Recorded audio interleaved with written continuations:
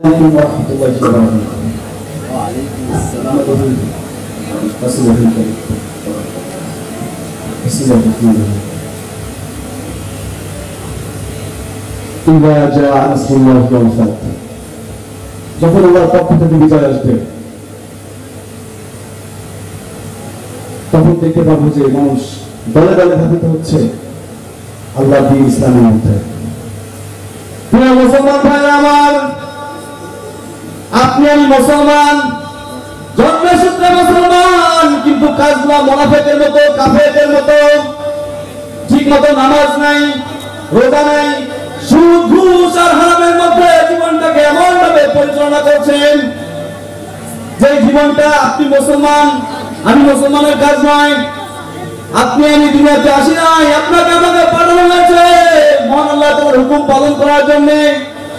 অথচ আপনি আর আমি কিন্তু সেই কাজগুলো করছি না। প্রিয় মুসলমান ভাইরা আমার, আমরা যারা মাদ্রাসার ছাত্র রয়েছি, যারা মাদ্রাসায় পড়াশোনা করছি, আমরা অবশ্যই হুজুরদের ভয়ে নামাজ পড়বো না, আমরা আল্লাহর ভয়ে নামাজ পড়বো, আমরা তাওহীদ পড়বো, আমরা এই দেশে সন্ত্রাস মুক্ত করবো, এই দেশকে আমরা পাপাচার মুক্ত করবো। কথা বলে ঠিক কিনা? এই বাংলার মুসলমানদেরকে জাগ্রত করবো আমরা। কথা বলে ঠিক কিনা? এই ছাত্র সমাজ এই বাংলাটাই করবে। কথা বলে ঠিক কিনা? এই বাংলা জমিনে কোন রাত প্রতিষ্ঠিত হবে মুসলমান সমাজ।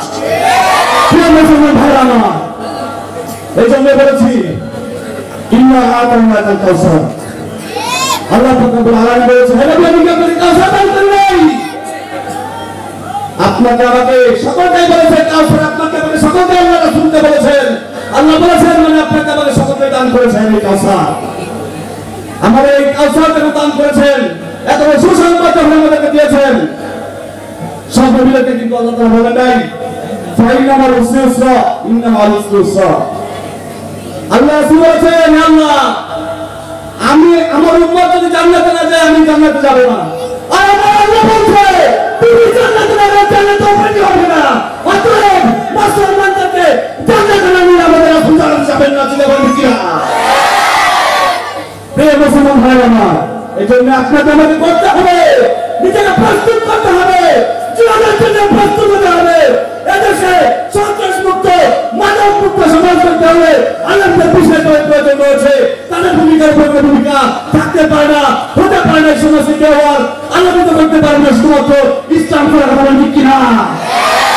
এজন্য কোরআনকে বুকে ধারণ করেন, লালন পালন করেন, আল্লাহ রাসূলের সুন্নাতকে, তাছাড়া আমাদের জীবন পরিচালনা করা সম্ভব নয়, সম্ভব নয়, সম্ভব নয়।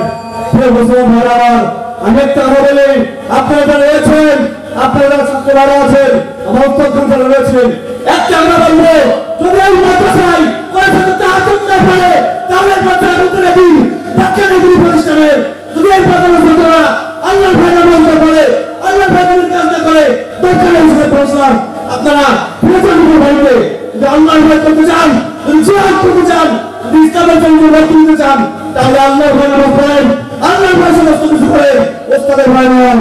প্রিয় মুসলমান ভাই আমার, আমি আমার এই সংক্ষিপ্ত বক্তব্য শেষ করছি। আসসালামু আলাইকুম ওয়া রাহমাতুল্লাহি ওয়া বারাকাতুহু।